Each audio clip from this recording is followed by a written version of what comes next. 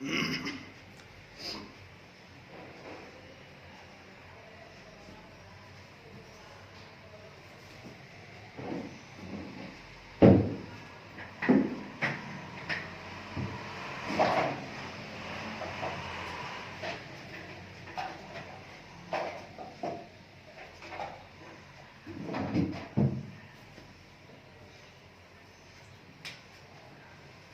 बच्चों, हम लोग जल्दी से जुड़ जाते हैं।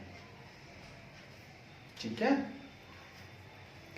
हम लोग जल्दी से जुड़ जाते हैं और ढेर सारी बातें करेंगे।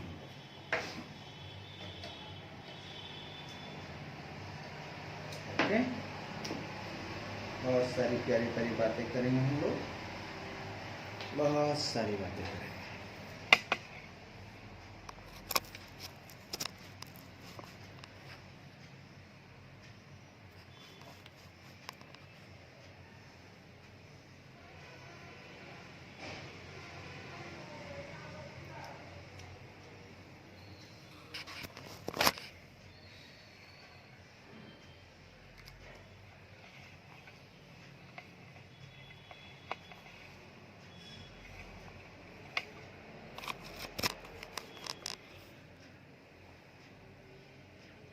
हेलो,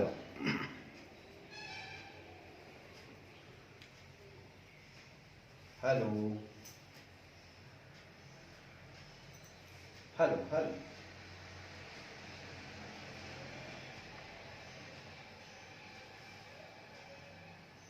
आइए मेरे प्यारे बच्चों, हम लोग ढेर सारी बातें करते हैं आज। ढेर सारी बातें करेंगे, बहुत सारी बातें करेंगे। ठीक है, जस्ट a minute.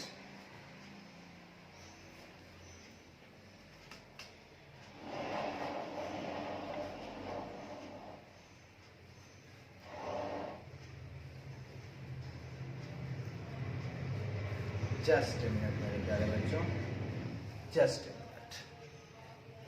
हम लोग ढेर सारी बातें करेंगे मेरे प्यारे बच्चों, हम लोग ढेर सारी बातें करेंगे।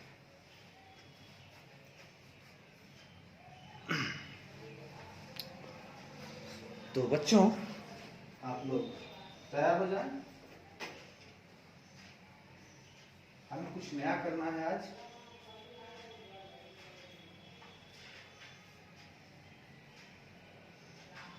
हमें कुछ नया करना है दोस्तों, हमें कुछ बेटर करना है आज, कुछ बेहतरीन करना है, इसलिए हम लोग इकट्ठा हुए हैं आज।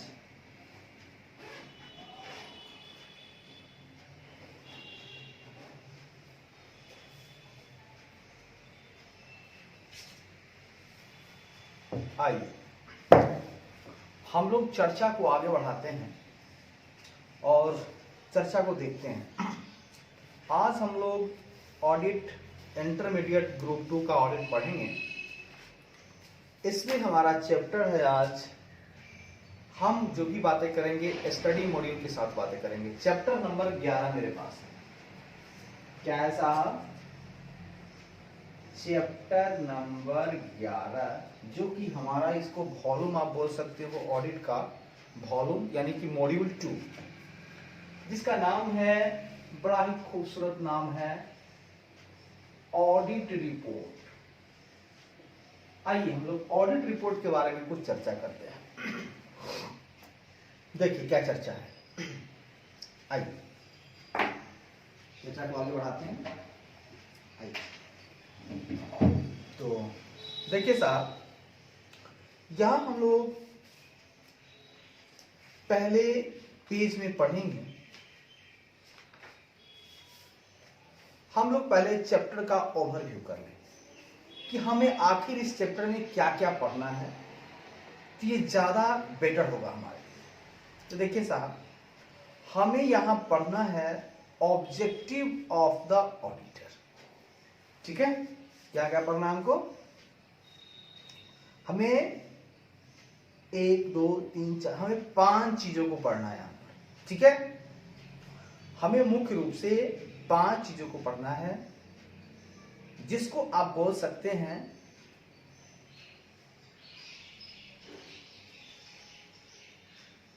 आप बनाएंगे ऑब्जेक्टिव ऑफ द ऑडिटर।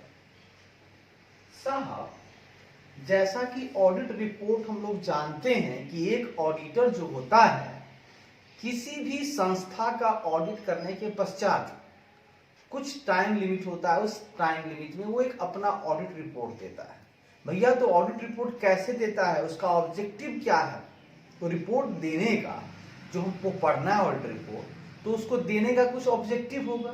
बस ऐसे ही नहीं, हर काम के पीछे एक उद्देश्य होता है। बिना उद्देश्य के हम लोग कुछ भी नहीं करते। सो दैट यहां पर अगर हम ऑब्जेक्टिव की बात करते हैं, किसी ऑडिटर के ऑब्जेक्टिव की बात करते हैं, अगर वो ऑडिट रिपोर्ट देता है तो एक उद्देश्य होगा उसका, कि हमारा ये उद्देश्य है। भैया आपका उद्देश्य क्या है?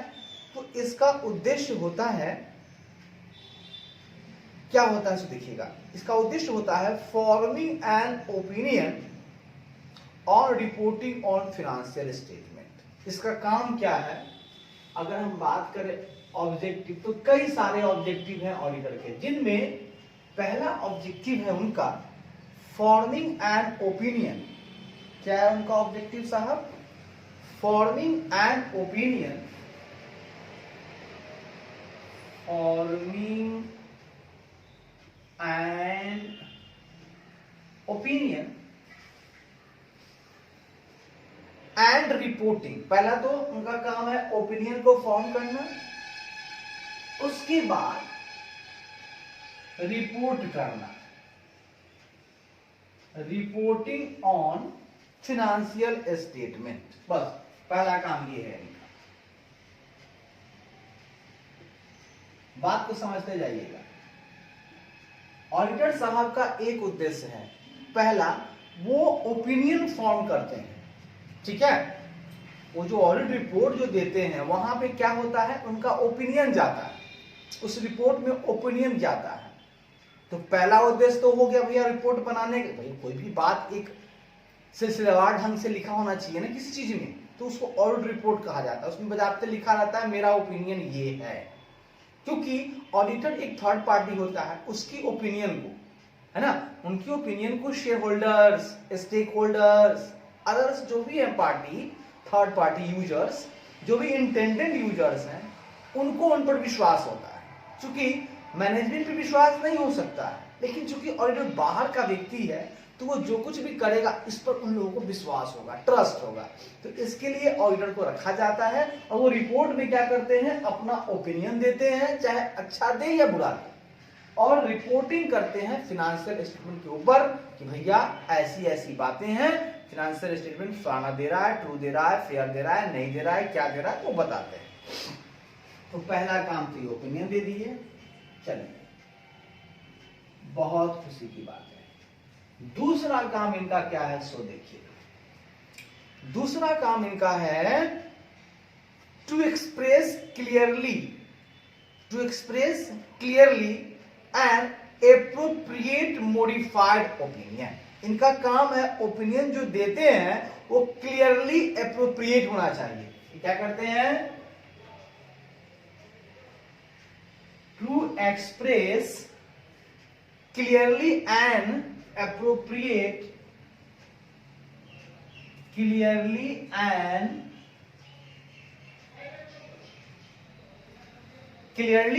appropriate, excuse me,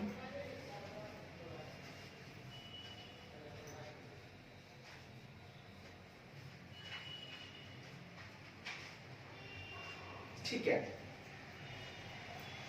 clearly and appropriate, to express clearly and appropriate modified opinion, appropriate modified opinion। देखिए साहब, पहला काम इनका है ओपिनियन देना, लेकिन ओपिनियन जो होना चाहिए वो मॉडिफाइड हो सकता है, ये नहीं कि क्लियर एकदम हो जाएगा, है ना, साफ साफ क्लियर, मतलब कहना मतलब है वो मॉडिफाई हो सकता है, अनमोडिफाई नहीं हमेशा जाएगा। अगर उसकी इच्छा है कि मॉडिफाई देना, मतलब भैया उसके हिसाब से कुछ ठीक नहीं लग रहा है, तो मॉडिफाई भी कर सकता है। मॉडिफाई 3 तरीके का हो सकता है, क्वालिफाइड, एडवर्स, डिस्क्लेमर। ये जो ओपिनियन है इनका, ये 3 तरीके का हो सकता है साहब, ठीक है, ये 3 तरीके का हो सकता है। कौन कौन? क्वालिफाइड, इसकी चर्चा हम लोग बाद में करेंगे, क्वालिफाइड, एडवर्स और डिस्क्लेमर। बात को समझिएगा, क्वालिफाइड, एडवर्स और डिस्क्लेमर। इस बात की भी आप अपने दिमाग में बैठा लीजिएगा कि भैया ओपिनियन ऑडिटर देगा, ऐसा नहीं है कि नहीं देगा, लेकिन देगा तो अलग अलग भी दे सकता है साहब, एकदम दे सकता है।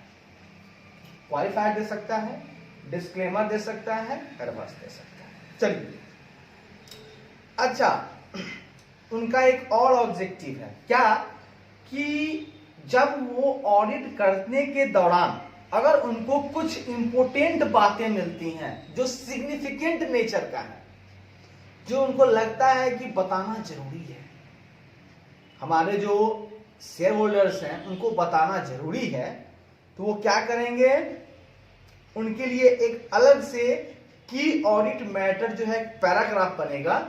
और की ऑडिट मैटर पर मतलब एक आप कह सकते हैं कि ऑडिट रिपोर्ट में एक जो उसका 12-13 जो ये है नंबरिंग है, जिसको आप बोल सकते हैं,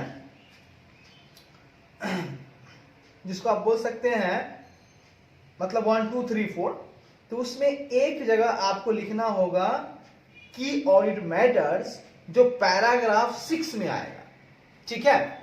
तो एक आपको लगता है कि सिग्निफिकेंट मैटर है, तो आप उसके लिए करेंगे क्या, उसके लिए बनाएंगे आप एक की ऑडिट मैटर्स पैराग्राफ। तो उसमें आपको हो जाएगा, क्या करना होगा, कम्युनिकेट की audit matters in the independent auditors report. इनका एक और काम है कम्युनिकेट करना,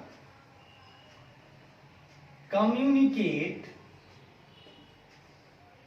की audit matters, communicate key audit matters in the independent auditors report, in the independent auditors report, ठीक है। इनका एक और काम हो जाएगा, कम्युनिकेट करेंगे ये की ऑडिट मैटर्स, कहां कम्युनिकेट करेंगे साहब, in the independent auditors report. जो इंडिपेंडेंट ऑडिटर्स रिपोर्ट है वहां पे ये कम्युनिकेट करेंगे, है ना। की ऑडिट मैटर्स कुछ अच्छी बातें हैं, सिग्निफिकेंट है, महत्वपूर्ण बातें हैं, इनको बताना जरूरी है, उसको हम लोग यहां दिखाएंगे। ये भी ऑडिटर का ऑब्जेक्टिव है। ऑडिटर का एक और ऑब्जेक्टिव है साहब, जो लास्ट, कुछ ऐसी बातें जिनको ईओएम पैराग्राफ में या ओएमपी पैराग्राफ में दिखाना हो, तो वो भी काम ये करेंगे, जो की ऑडिट मैटर से अलग है। मतलब बातें सारी सिग्निफिकेंट ही होंगी, अलग अलग टाइप की होंगी। कुछ बातें की ऑडिट मैटर से बताएंगे, कुछ बातें एम्फैसिस ऑफ मैटर पैराग्राफ में बताएंगे, और कुछ बातें अदर मैटर पैराग्राफ में बताएंगे, ठीक है। एक काम इनका और है साहब,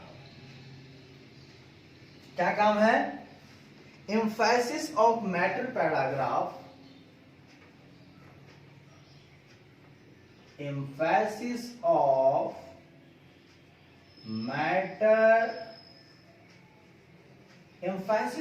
matter paragraph and other matter paragraph, जिनको आप बोल सकते हैं EMP and other matter paragraph, जिसको आप बोल सकते हैं OMP paragraph, in the independent auditors report, in the independent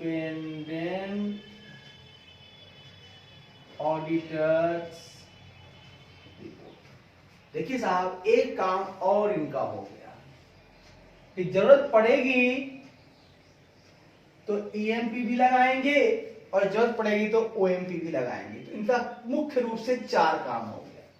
पहला काम भैया ओपिनियन देंगे और रिपोर्ट बनाएंगे हम लोग फिनेंशियल स्टेटमेंट के ऊपर, जो भी है ट्रू है, फेयर है, नहीं है, क्या है। ओपिनियन कैसा होना चाहिए, तो मॉडिफाई भी हो सकता है। पहला नंबर में ओपिनियन दिए, दूसरा मॉडिफाई भी हो सकता है। अगर उनको जरूरत लगता है, सिग्निफिकेंट मैटर है, तो एक की ऑडिट मैटर पैराग्राफ भी आप दे सकते हो। अगर आपको लगता है कि ऐसा मैटर है जो ओएमपी में जाने वाला है, ईएमपी में जाने वाला है, तो वहां भी दे सकते हैं। तो इनका मुख्य रूप से यही 4 ऑब्जेक्टिव है जिसे हम इस पूरे चैप्टर के दौरान पढ़ेंगे। एनी प्रॉब्लम, एनी डाउट मेरे प्यारे बच्चों, प्लीज बताएं। बाकी बात आगे बढ़ते। 1 सेकंड का समय दीजिएगा मुझे।